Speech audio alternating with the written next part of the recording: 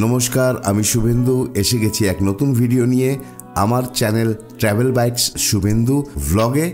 আজকের ভ্রমণের গল্পটা শুরু করবার আগেই জানিয়ে রাখি যে এটা আমার জন্য একটা সারপ্রাইজ ছিল যে হঠাৎ করে আমার ছোট দিদি চলে আসে দিল্লির এক ছোট্ট ট্যুরে। আর সময় মাফিক আমারও উইকেন্ডের ছুটি ছিল, তাই আজকের ভ্রমণে দিদি, ভাগ্নি আর জিজুর সাথে বেরিয়ে পড়লাম। ফ্যামিলির সাথে থাকলে মনটা বেশ ভালো লাগে, তাই না? যাই হোক, শুরু করছি আজকের আমাদের ছোট্ট একদিনের ভ্রমণের গল্প। এখন সকাল 8:30 আমরা বেরিয়ে পড়েছি গাড়ি নিয়ে। আমাদের এবারের গন্তব্য হচ্ছে আগ্রা তাজমহল আর আগ্রা ফোর্ট। এই দুটো জায়গায় ঘুরবো আর রাতে দিল্লি ফিরে আসব। আমি আগ্রা তাজমহল অনেকবার দেখেছি, কিন্তু এবার বেশ কয়েক বছর পর আবার যাচ্ছি তাজমহল দেখতে। এবারের দেখাটা অন্যরকম হবে, তার কারণ হচ্ছে এবার আমি যা দেখব আপনাদেরকেও তাই দেখাবো। তাই প্রার্থনা রইল, সাথে থাকবেন।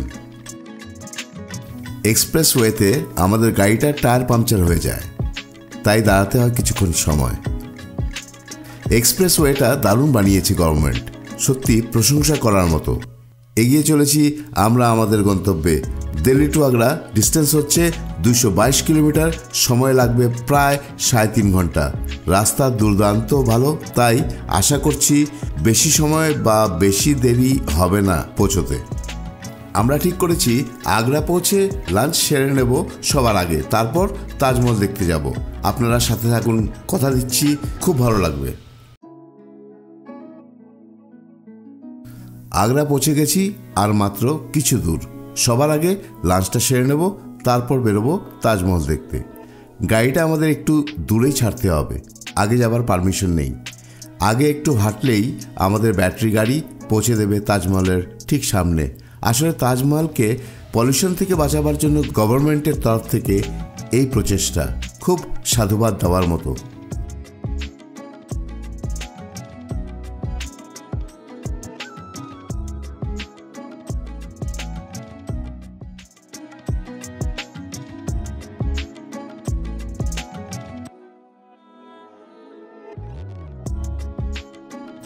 আমরা নিয়েছি এক গাইড যে আমাদেরকে ঘোরাবে এই তাজমহল।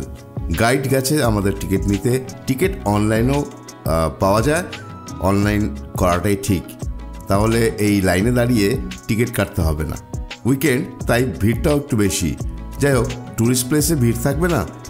সিকিউরিটি চেক ইন বেশ ভিড় আর বেশ টাফ সিকিউরিটি। আপনি ক্যামেরা ছাড়া আর কিছু ভিতরে নিয়ে যেতে পারবেন না।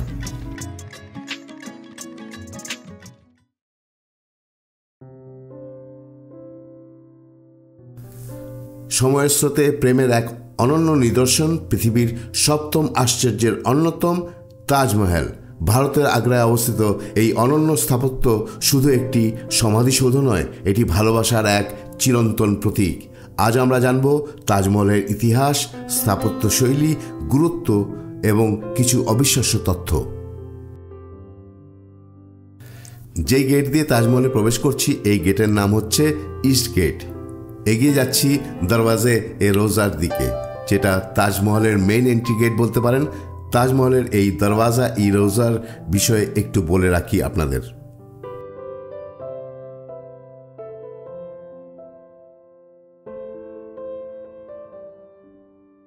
তাজমহল দেখার জন্য যে কোনো গেট দিয়ে আপনি ঢুকুন না কেন, আপনি এই বাদশাহী দরওয়াজা দেখতে পাবেন। ঢুকেই যেটা আপনি দেখতে পাবেন, তাজমহল তৈরির কারিগরদের বিশ্রাম ঘর। আসলে সেই সময় কোনো হোটেল বা হোস্টেল কিছুই ছিল না এই শ্রমিকদের থাকার মতো, তাই শ্রমিকদের থাকার ব্যবস্থা এখানেই করে দেওয়া হয়েছিল।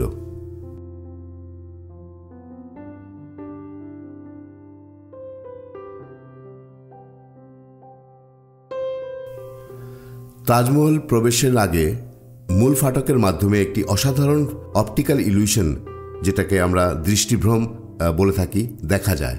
আগ্রার এই ঐতিহাসিক সৌধের প্রধান প্রবেশদ্বারকে দরওয়াজা ই রোজা বলা হয়, যা একটি বিশাল আকৃতির মুঘল স্থাপত্যশৈলীতে নির্মিত গেট। এই গেটের ভেতর দিয়ে যখন কেউ তাজমহলের দিকে তাকায়, তখন একটি চমকপ্রদ ভিজুয়াল ইফেক্ট দেখা যায়।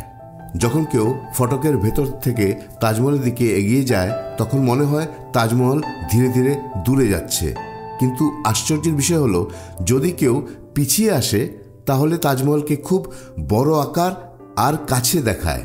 এটি একটি পার্সপেক্টিভ ইলিউশন বা দৃষ্টিভঙ্গিজনিত বিভ্রম। তাজমহলের এই প্রবেশদ্বারটি অপেক্ষাকৃত গাঢ় রঙের এবং ফ্রেমের মতো কাজ করে, যা দর্শনার্থীদের চোখে দৃষ্টিকোণ অনুযায়ী পরিবর্তনশীল আকার অনুভব করতে বাধ্য করে। এই অপটিক্যাল ইলিউশন তাজমহলের সৌন্দর্যের একটি অতিরিক্ত আকর্ষণ যোগ করে, যা পর্যটকদের বিস্মিত করে তোলে এবং বিস্ময়কর স্থাপত্যকলার অন্যতম রহস্যময় বৈশিষ্ট্য হয়ে ওঠে।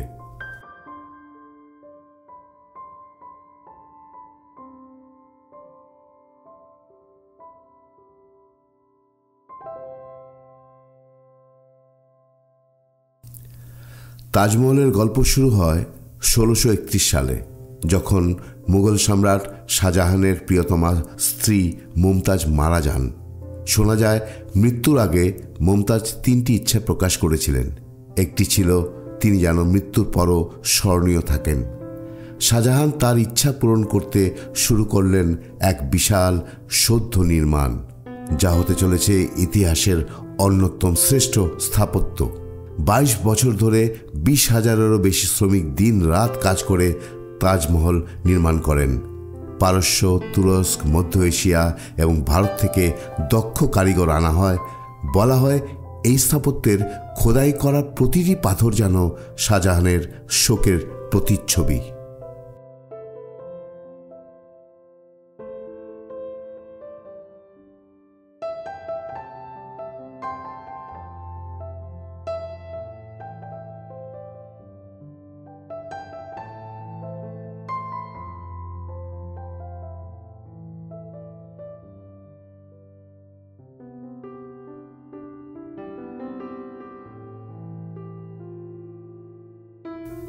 শাহজাহানের শাসনকাল আগ্রাতে 1628 থেকে 1658 অবধি ছিল। 1632 সনে শুরু হয়েছিল এই তাজমহলের কনস্ট্রাকশন, যেটা কমপ্লিট হয়েছে 1653-তে। আমরা সবাই জানি যে শাহজাহান তাজমহল বানিয়েছিল ওনার স্ত্রী বেগম মুমতাজের স্মৃতিতে, আর এটা ওনার মকবরা মানে কবরস্থান। তাজমহল বানানোর জন্য রাজস্থানের মকরানা মার্বেল স্টোন ব্যবহার করা হয়েছে। এখানে যত লাল বিল্ডিং আছে সেগুলো সব লাল স্যান্ডস্টোন বা বালওয়া পাথর দিয়ে তৈরি করা হয়েছে, যেটা ফতেপুর সিক্রি থেকে আনা হয়েছিল।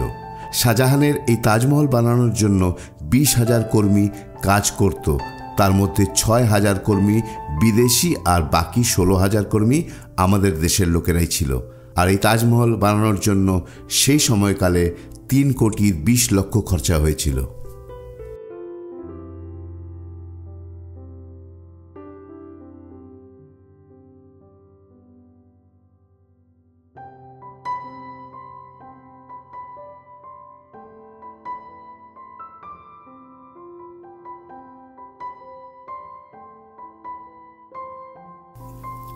তাজমহল মুঘল স্থাপত্যশৈলীর সেরা নিদর্শন। এতে ইসলামিক, পার্সিয়ান, তুর্কি এবং ভারতীয় শিল্পের অপূর্ব মিশ্রণ দেখা যায়। সাদা মার্বেলের তৈরি এই শোধটি তার খোদাই, মিনাকাজ এবং প্রতিসাম্যের জন্য বিখ্যাত। তাজমহলের মূল গম্বুজটি প্রায় 73 মিটার উঁচু এবং চারপাশে 4টি মিনার রয়েছে, যেগুলো এমনভাবে তৈরি করা হয়েছে যেন ভূমিকম্প হলে মূল সমাধি অক্ষত থাকে। মার্বেলের পাথরের উপর মূল্যবান রত্ন ও ফুলের নকশা করা হয়েছে। তাজমহলের ভিতরে কোরআনের আয়াত খোদাই করা আছে, যা এর সৌন্দর্যকে আরও বৃদ্ধি করে।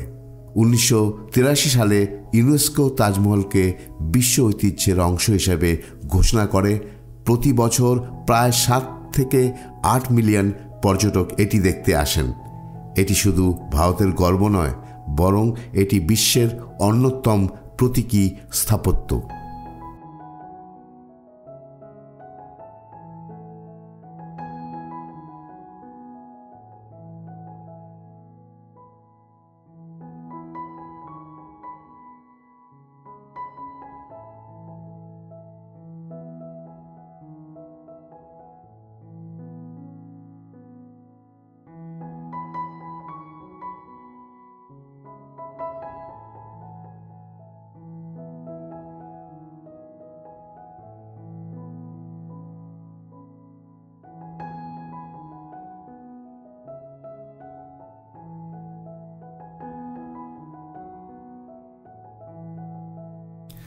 তাজমহলের ভেতর প্রবেশ করতেই আপনার মুমতাজ আর শাহজাহানের কবর চোখে পড়বে।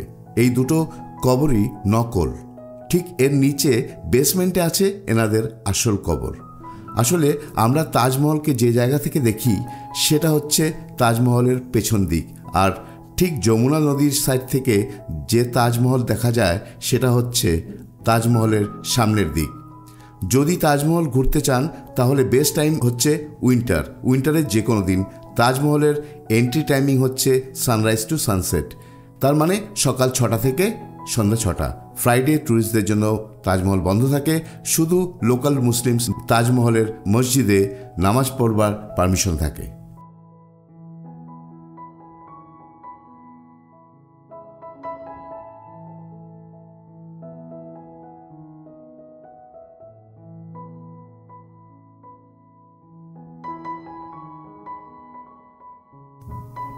জানেন, আরেকটি প্রচলিত গল্প আছে। শাহজাহান নাকি যমুনা নদীর অপর পারে একটি কালো তাজমহল বানাতে চেয়েছিলেন, যেখানে তাকে সমাহিত করা হবে, কিন্তু তার ছেলে ঔরঙ্গজেব তাকে বন্দী করায় সেই পরিকল্পনা বাস্তবায়িত হয়নি। সেই জায়গা থেকে বলতে পারি শাহজাহানের শেষটা খুব দুঃখের ছিল। যাই হোক, তাজমহল সম্বন্ধে আরও কিছু তথ্য হলো, পূর্ণিমা রাতের আলোয় তাজমহল নাকি স্বপ্নের মতো দেখায়। কথিত আছে তাজমহল দিনে 3 বার রং পরিবর্তন করে, সকালবেলায় গোলাপি, দুপুরবেলা সাদা আর রাতে হালকা নীলচে। বায়ু দূষণের কারণে তাজমহলের সাদা মার্বেল ধীরে ধীরে হলুদ হয়ে যাচ্ছে। ভারতের সরকার এবং বিভিন্ন সংস্থা একে রক্ষার জন্য নানা পদক্ষেপ নিচ্ছে। বর্তমানে ইলেকট্রিক যানবাহন এবং পরিষ্কার পরিচ্ছন্নতা অভিযান পরিচালিত হচ্ছে।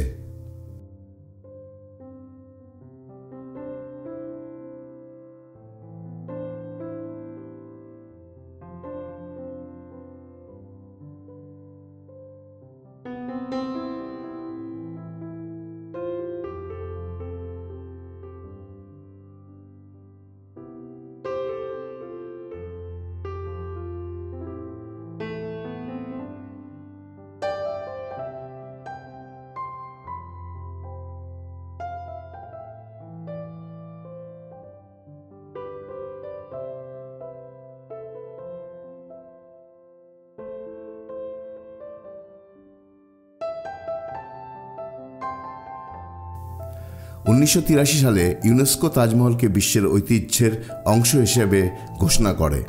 প্রতি বছর 7 থেকে 8 মিলিয়ন পর্যটক এটি দেখতে আসেন। এটি শুধু ভারতের গর্ব নয়, বরং এটি বিশ্বের অন্যতম প্রতীকী স্থাপত্য। বিশ্বের অনেক বিখ্যাত ব্যক্তি যেমন প্রিন্স ডায়ানা, মার্ক জুকারবার্গ এবং রাষ্ট্রপ্রধানরা এখানে এসেছেন। কবি রবীন্দ্রনাথ ঠাকুর তাজমহলকে দেখে বলেছিলেন, একটি অশ্রুবিন্দু যা সময়ের গালে জমে আছে। তাজমহলকে ঘিরে অনেক রহস্য আছে। বলা হয় শাহজাহান তাজমহল নির্মাণ শেষে প্রধান কারিগরদের হাত কেটে দিয়েছিলেন, যাতে আর কেউ এমন সৌন্দর্য সৃষ্টি করতে না পারে। যদিও এর সত্যতা নিয়ে বিতর্ক রয়েছে। আসলে কি জানেন, আমাদেরকে গল্পটা একটু উল্টোভাবে বোঝানো হয়েছে। হয়েছিল কি, এই তাজমহল বানাতে সময় লেগে গেছিল 20 বছর, আর যারা এই তাজমহল বানিয়েছিল তারা এই 20 বছর ধরে শুধু তাজমহলই বানিয়ে গেছে, আর কোনো কাজ করেননি। তাই তাদের আর কোনো স্কিল ডেভেলপ হয়ে ওঠেনি। সেটাকেই বোঝানো হয় যে তাজমহল কারিগরদের হাত কেটে দেওয়া হয়েছিল।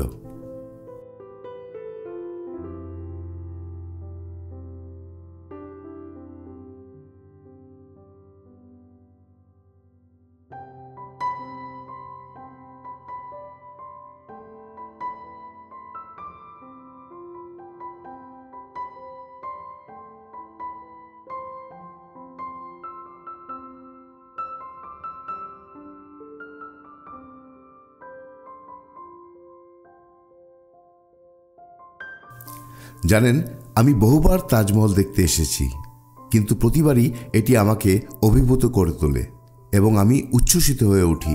আমি সবসময় কৌতূহলী থাকি, কিভাবে এটি এত সুন্দর, কিভাবে তারা এটি পরিকল্পনা করেছিল, কিভাবে নির্মাণ এত নিখুঁত হলো। সত্যি এটি মুগ্ধ করার মতো। আমি বারবার এখানে আসতে ভালোবাসি এবং তাজমহলের অপার সৌন্দর্য কখনোই আমাকে ক্লান্ত বা বিরক্ত করে না।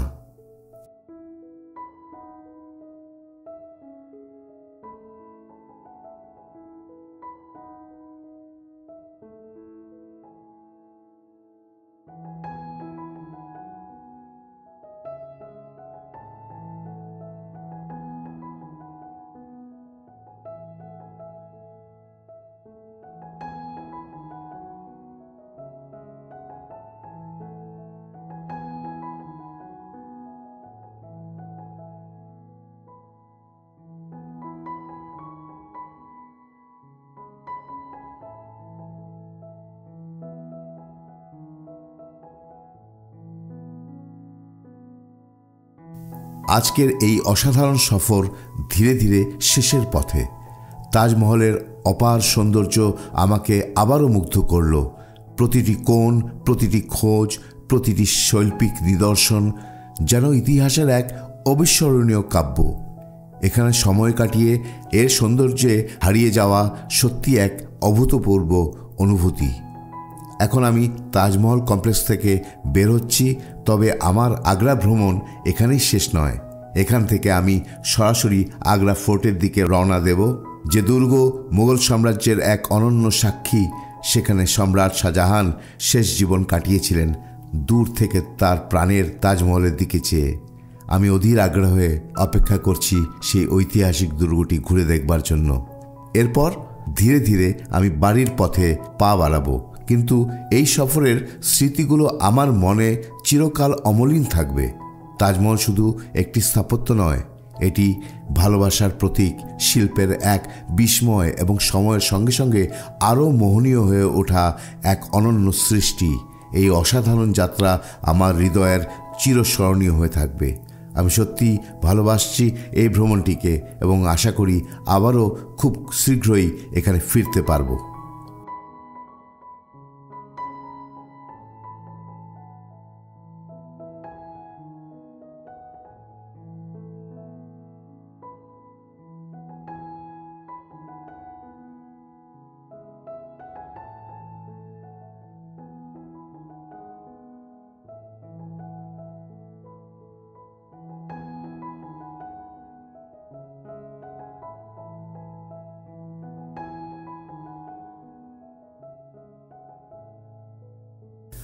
আমার আগ্রা তাজমহল ভ্রমণের ভিডিও বেশ লম্বা হয়ে যাচ্ছে, তাই আমি এখানেই সাময়িক বিরতি নিচ্ছি এবং এই ভ্রমণের দ্বিতীয় অংশে আবারও আপনাদের সঙ্গে থাকব। আমার সঙ্গে থাকুন। আপনাদের ভালোবাসা ও সমর্থন আমার জন্য অত্যন্ত মূল্যবান। যদি ভিডিওটি আপনাদের ভালো লেগে থাকে তবে দয়া করে লাইক, শেয়ার এবং চ্যানেলটি সাবস্ক্রাইব করতে ভুলবেন না প্লিজ। আপনাদের প্রতি আমি চিরকৃতজ্ঞ থাকব। আপনাদের সুন্দর ও সুস্থ জীবনের কামনা করি। ধন্যবাদ।